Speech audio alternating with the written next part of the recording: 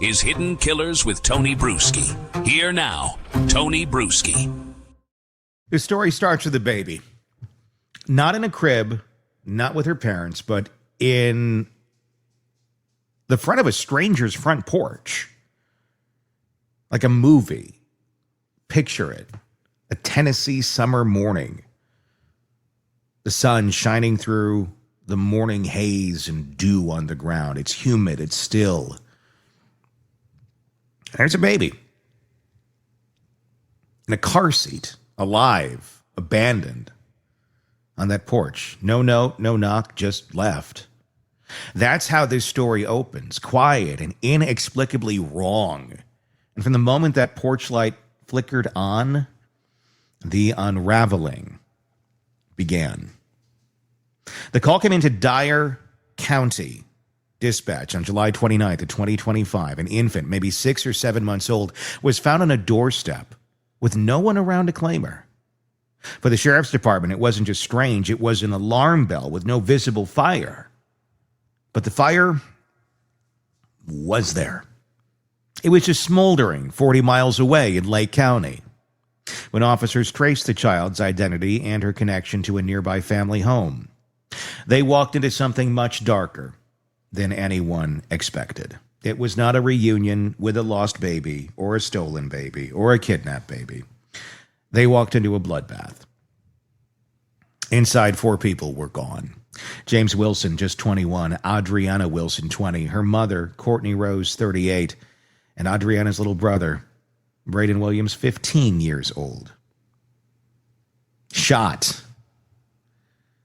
Left behind like a scene meant to be stumbled into. And that baby on the porch, she was their daughter. Their niece, their granddaughter.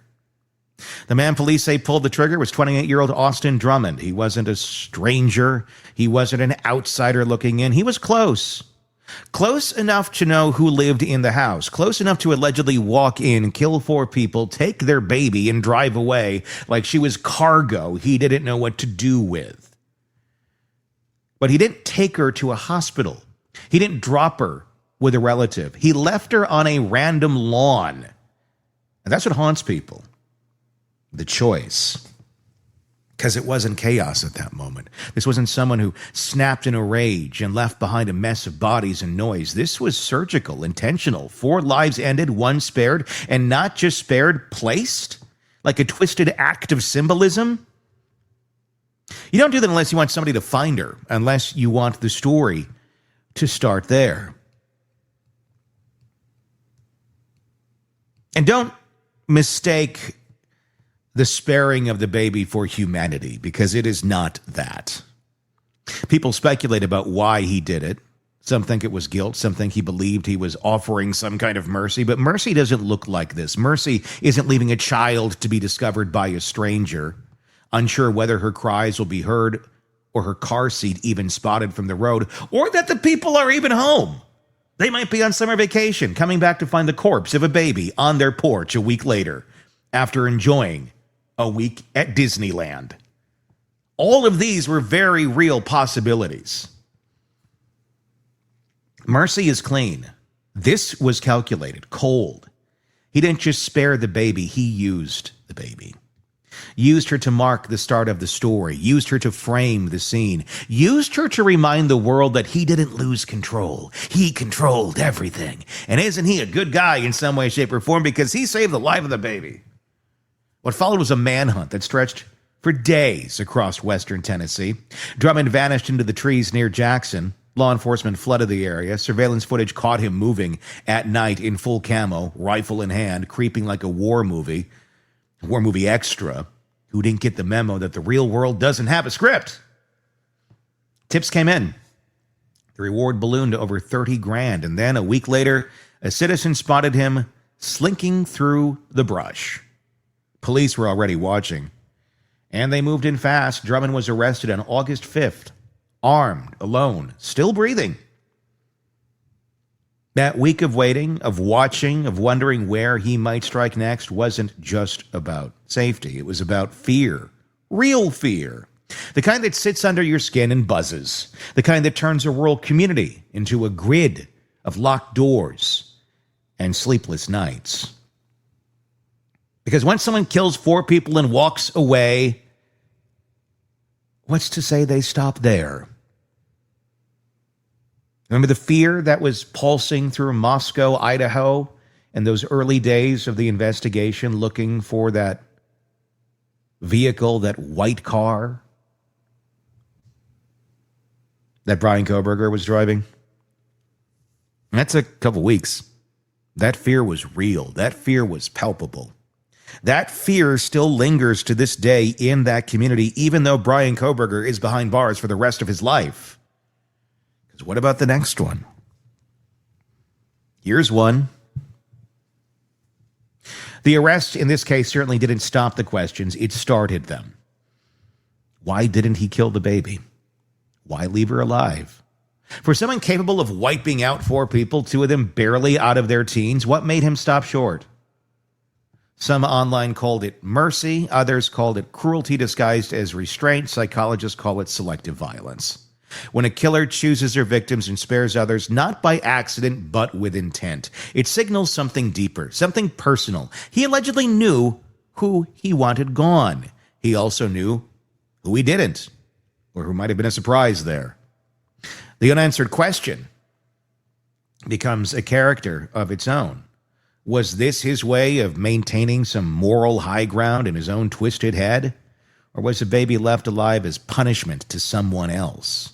To the baby? A statement, a weapon, a reminder.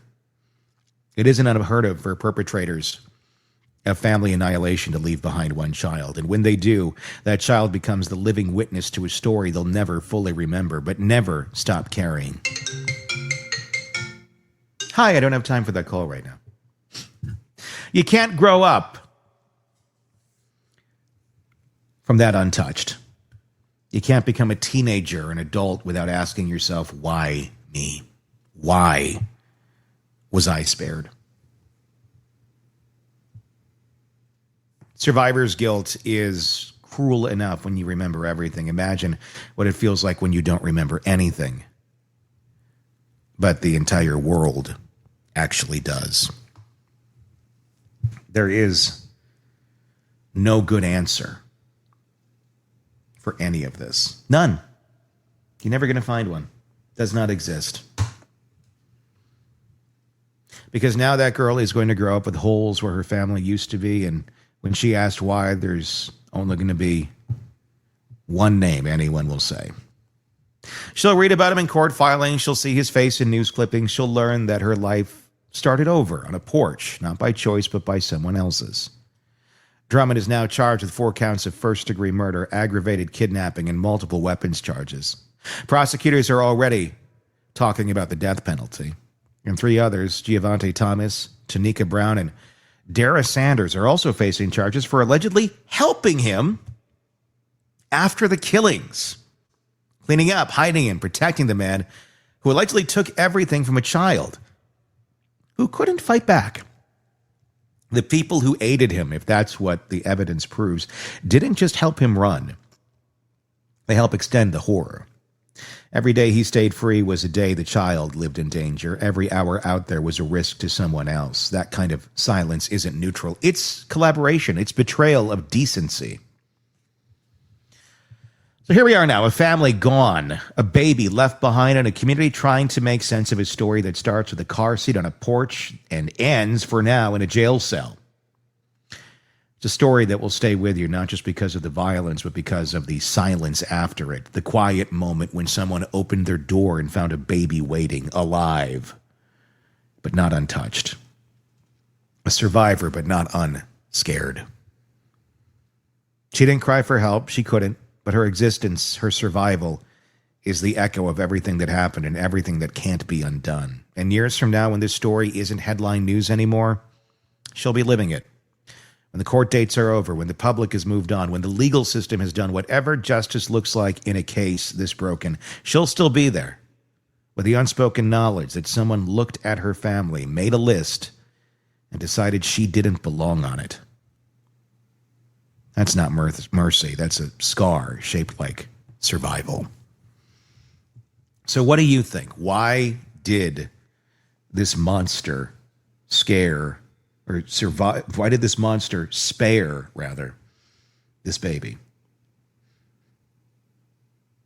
Let me know your thoughts in the comment section on YouTube. Lots of noise from this device today, isn't there? There's a button. Makes it silent. That's amazing.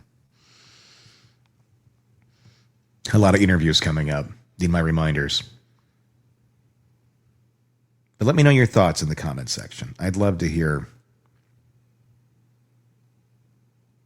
what you think.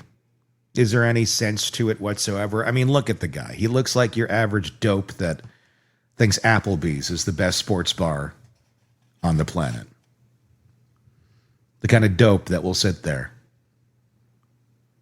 and hit on person after person after person, not really realizing it's an Applebee's, and he's the only one at the bar. He's that kind of guy. I don't know. He just strikes me as that. He looks like the person I would, when I saw his picture, I'm like, that looks like a dope you'd see at an Applebee's, like sitting there all day.